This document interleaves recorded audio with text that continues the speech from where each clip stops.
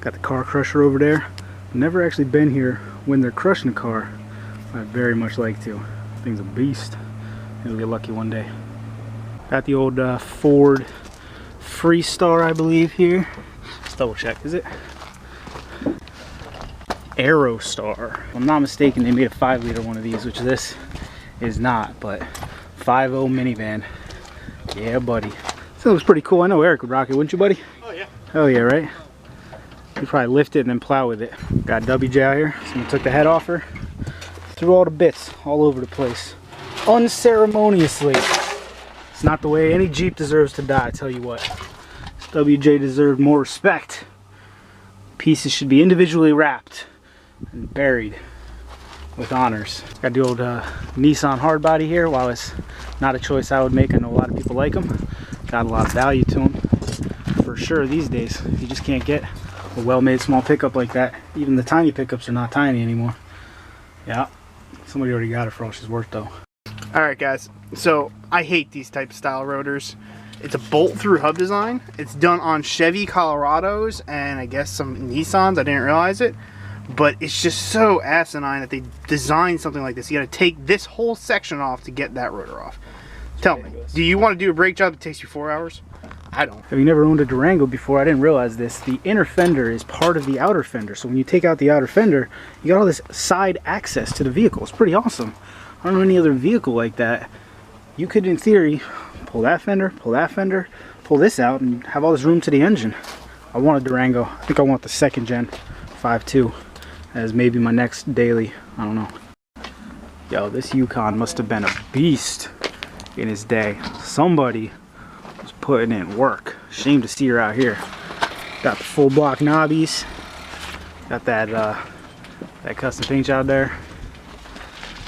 Got this thing. You know what this is for? This is for pushing Prius out of the way when they're going too slow on the road. Get her done. Got a little Saturn minivan here. What you got, Eric? It's got lights on tracks and the DVD player on tracks. Everything moves back and forth. It's pretty wild. So you could like pull the DVD player up, change the Finding Nemo DVD to Dora, and slide it back for the chitlins to watch some more. I like it, man. I miss Saturn. I don't think they should have gone out. I am shocked to hear you say that. I like Saturn, yeah. I liked it a lot. Let's make an awesome little play for the little girls. Right, buddy? Oh, yeah. Oh, yeah, man. Instead of seats, you put swings. Exactly, right? We're the only kids on the block with a Ford F-350 and a treehouse. I like it. You guys want to see Eric freak out? Hey, Eric. Hi. It's an all-wheel drive Astro van. If you guys haven't realized from past videos, Eric is Eric's a minivan fan, which is cool. I am too. I dig it. And for him, this is the holy grail. He very much wants an all-wheel drive Astro van. I don't blame him. He's probably gonna lift it. Oh, look at this thing, man! Dude, it's like such cool. Can you get in it all? And it's just 90s, early 90s, late 80s fab, man. Blue interior. The back door's the only one that works right now. That bluish tint that you only got in like the late 90s. Cherokee's even got them for a while. Yeah, man, this thing's pretty cool. It's huge, too. It is, man. You live in this dang thing. In high school, Eric had a van that he literally, figuratively, literally lived in. 93 Mercury Villager, baby. Yeah, man. Oh, look, man. This might have belonged to you. It's got Pioneers in the back. Eric might have owned this in a previous life. Oh, man. Yeah, buddy. She cool, man. She cool. You've never seen these. Y'all ever selling one, let me know. Buy for Eric's birthday. What'd you find, buddy? I got a GPS unit, the garage button mirror, and WeatherTechs. WeatherTechs are junkyard gold, man. They cost $1 a piece here. How much are new WeatherTechs? Like 120 bucks? Yeah. It's crazy. I am so stoked right now. I got friggin' Datsun Z in the yard today, man. Look at this guy. Talk about old school cool. Y'all know I'm not really a car guy, but I'd probably drive one of these, I bet. Yep. Look at this thing. Oh, friggin' Knight Rider, man. That is some cool stuff. Yeah, buddy. Back when Nissan was good. They are not anymore. Eric found this 5.9 Dakota, which we were both discussing would be an excellent daily for either of us, or a plow truck for him with the 5.9 and the 4 doors. But it's got the alternator he needs for his Jeep, so you might want to pull a spare. He's got a trick to test and see how it is. He's going to spin it up real quick with the impact and then pull the gun off and see how much noise it makes. You can't get it spinning fast enough with just your hand to really tell if the alternator's good. You hear that? Yeah, it makes too much noise. Yeah. Unfortunately, this is 160 amp. Look at this machine here, man. Little square body action. Massive coolers down there. Probably 350. This thing is the truth. 91 Jimmy. Yeah, buddy. There's a good chance that someone's going to disagree with me, but nothing says mall crawler like a color match brush guard, am I right? As previously mentioned, Eric's a secret Chevy guy. This is the perfect style vehicle for me. The two-door, right? Two-door, short, snouty. Yep. Full frame. Yep. Enough power to push now. Yep. Small enough turnaround. Yep. And I can still put a car seat back. Yep. This person's has some real interesting choices on colors. You got like aqua blue and then like cornflower blue, all in a black and gray vehicle. And someone tried fiberglass in here. Yeah, right. I know, that's great stuff. That's a dugout repair. Oh, there you go. Great stuff. Cover it with a horsepower sticker and you're good, right? I feel like I'm at a museum. I haven't done any actual work since we got here. I need an XJ, man. I need an XJ. There's a WJ. Let's go look around the WJ. Our good buddy just bought a WJ that had a little front end damage, so he needs a fresh 04 grill. We're gonna get it for him. For those out there in viewerland, be aware that the 04 or possibly the 03, no, not the 03, has a different grill than the rest. Ours, the 99 to 03, they screw in. The 04 clips in with these fancy little clips right there. And the pressure clips up here. So what that means is if you are like me and want the round fog lights and you want to just go and get a 04 bumper, you can do that, but you also have to take the header panel. Yep. Otherwise it will not work. You can't make it work. There's no way. You know, come to think of it, the 03 is like that too. So I've been having problems with two sensors on the Daily XJ, and I don't know if it's a problem in the gauge cluster or the sensors themselves. I'm going to pull the sensors themselves. It's the oil pressure sending unit and the coolant temp sensor, right? That's right up here. It's a 19 mil. New one is like, I don't know, you know how much they are? About $50. Yeah, it's gonna be $5 here. So I'm gonna try this. You just pop this little sensor off, which is always fun on Jeeps.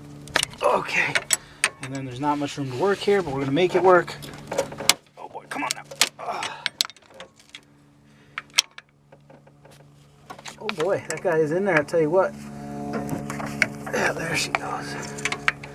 Now, if I was smart, I would have probably pulled a couple more things out of my way, but I'm not all that smart, so we're just going to struggle with it, I guess. Struggle bus! Struggle is real today. I'll tell you what, I always do this. Try to make it quicker by not doing it the right way, and then, let's see, I can get, that makes it a little easier. I can get that one over. Okay. They actually make a special socket for sensors like this. So Yeah, that they're deep socket. deep, and they are a little wider at the base. See if an actual 19 will make it over, and it does, so that was all very silly waste of time. I need to get a half-inch swivel. I do not currently have. Okay, there we go. Now we're working. Cooking with oil. Cooking with oil? Is it cooking with gas? Oil or gas. Yeah. Some houses run on oil. My dad always says, now you're in tall cotton, which it hits the ear wrong, right? Really wrong. I don't know what it means, but so that's your sensor right there. I know she looks dirty, but it either works or it doesn't. It's worth the $5 to give it a shot here. Alrighty, so we're here on the side of the motor with the coil rail.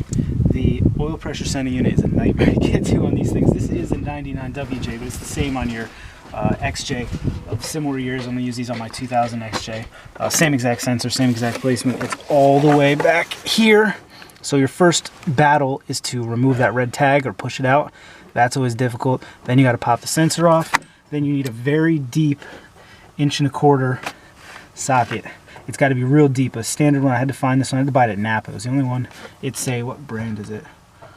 Carlisle, which is the Napa brand. The standard deep one, deep impact socket wouldn't do it. So that's what you're going to need. Eric can film it from afar because I'm going to have to be all up in this motor to get at that thing. So first there's that little red tag that's got to get pushed out. I call those the fingernail breakers because if you try to do it with your fingernail and not a screwdriver, you can break your fingernail. Okay, then you wiggle the sensor off. Oh, that went surprisingly easy actually. We're in pretty good shape here. We're cooking with oil. Dug a new one today. At least we're not in tall cotton. Get your sensor on there. Then you're gonna have to get your dingus spinner here. Put that down in there. I've done this before, especially on WJs when I'm changing the oil, because then the oil filter is out of the way. Not a luxury I have right now. Well, I could probably take the oil filter off. And then just sort of work it. This one's a little easier, I'm not gonna lie. Last one I did was on a WJ, but it was a freaking nightmare. Now, wasn't seized on. Yeah, maybe that's what it was on Freddy. So a symptom of a bad oil pressure sending unit is most likely your oil pressure gauge either pins or goes down to 0. In my case, both times it pinned and he went all the way to the top there. That's all it is, just that little guy. And I mean, these things are either good or they're bad. It's worth the $5 to pull it here and not have to pull a $50 one back at home. Especially since I'm not sure if that's what the problem is. If I knew for a fact this was the issue, I might just buy a new one since it is my daily. If these two don't fix it, then I have to get a new gauge cluster for the XJ. I'm not a Ford guy, but I do love this first generation Explorer. This one even has homemade snow tires. Look at that. He just screwed some, that was Eric, by the way, all that banging. I gotta go find out what he did, but yep, he just screwed some, didn't do it on the back though. Interesting. Let's see. The old Exploder. Was it just that one tire? What are you doing? I'm trying to see what this third seat looks like. This is the XL version. There you go. All right. Yeah, looked like you only did it on that one tire, but my buddy had one of these. It was a real beater. We drove it into the woods one day and just sort of left it. I think it got stuck. We always meant to go get it, but as far as I know, it's still up on the mount somewhere. These are cool little trucks. They kind of went downhill after this. I don't really like the way the new ones look. This one still looks kind of mean though. Well, now we spend our time in the yard. More than pulling parts, more than making these videos for you fine folks. Car shopping. Yep. Take the time to dick around in vehicles we may want to own. Eric's thinking about getting a 7-passenger, so he's currently car shopping. That's what you're seeing here. Yeah? I mean, I'm 5'5". What do they put in these things? I think it's the 5-cylinder thing. Oh man, that's a no-go. I don't know. I have to look. It might be This is the GMT platform. okay cargo space. Nothing great, but not bad. It's no worse than the Charmander. This sorry looking Cherokee is the only one in the whole darn yard. Should have checked inventory before I came. I was gonna pull a differential today for the rear. Well, let's see how it looks. Let's see how she looks. Actually underneath, well, it's pretty rusty. I'm gonna check this out. I'll let y'all know if we end up pulling this diff. Today is apparently the day of strange minivans. Oldsmobile Silhouette. I've never heard of this vehicle. I'm assuming it's based off... Eric, what was the first Chevy minivan? That would be, I believe, the first Chevy was No, I mean the one that this one's probably based off of. Oh, this one? This is crazy, man. The Dream used to have one. That was the Pontiac Transport. Yeah, is this basically a Pontiac Transport? Yeah, this is a Pontiac Transport. That's what crazy, man. Yeah, I've never heard of a Mitsubishi or a Oldsmobile Silhouette. I think it's basically a Pontiac Transport. My neighbor, actually our Scoutmaster, my Eric Scoutmaster growing up had one. Crazy, man. That's pretty cool. Look how 90s it looks, like 80s. triangle. Look at the window. Yeah. Like, yeah, right? It's a bubble. Oh yeah, molded glass too, right? It's got curve to her. What year is it? Look at this driver's window. It would literally have been like driving a spaceship. I know. The Jetsons. Right? It's a 1990 Oldsmobile. Let's see what's in there. Okay. Let's see what's in there. I think the hood was already open. I'm guessing 1990. I don't even know. I'm not really a GM guy. This is hard with one hand. Here we go, man. You've got that awful GM throttle body injection. And it looks like this thing was still in operation until 2016, maybe? It's pretty good. This thing is crazy looking, man. Oh, man, is that a, what do we got there? Yeah, little V6 throttle body injection. I don't remember, what were they making, a 3 liter? This thing's crazy, man. For a minivan though, there's lots of room in here to work. This is the saddest aisle in the whole junkyard. It's the aisle where the trucks and Jeeps and SUVs stop and the cars start. I mean, at least there's a Camaro to look at. That's kind of cool. There was one XJ in the whole yard today. That never happens. I don't even check the inventory before I come because there's always like 4 or 5. Got nothing done. Oh, we made a video. We saw some cool minivans. So there's that. Pontiac. Speaking, we're talking about how I'm sad that Saturn went away. It kills me that Pontiac went away. American tradition, American name. Killed off just because GM can't manage their own damn company. Driving back from the yard here, of course the fun never stops when we leave the yard. Driving on Route 80, and Eric notices the power steering's getting a little funky. We start getting a bunch of warning lights there on the dash. Turns out the alternator went. We're gonna try to coast home on the battery. Luckily, we got a new battery back there that we bought for our brother-in-law at the junkyard. Our junkyard sells good batteries. So if the battery goes out, we'll throw that one in and try to make it a little further. But Eric, what were you saying about the alternator? Oh, it's got 260,000 factory miles on it. Yeah, so it was probably time for this particular alternator to go out. Well, friends, things got hairy enough. We're gonna go ahead and have a look-see under the hood. See. I wonder if your belt. Oh, the belt just failed. Look at that. Totally loose. Someone's gonna yell at me for putting my finger in there. Let's see if we can tighten it. Do you think the tensioner went, or did the belt just? It's weird that the belt would just randomly loosen up like that. Yeah, I don't know. I don't know if you guys can see, but the belt's just got no tension. Oh no, I lost the bolt. What bolt? Look, it just dropped. Oh wow, can you guys see that? That's so crazy. The little bolt fell out and it's backed itself out. Just sitting right down there. That's nuts. Okay, well, we know how to fix it. A little side of the road repairs, and then we'll be on our way. So the bolt that holds the alternator to the tensioner broke off. Alternator fell down, which took all the tension off the belt. Like that. Yeah, all right, so new plan is to attempt to tension it with a ratchet strap. I know it's a little wild, but hey man, I think it might get us home. Here, the tensioner.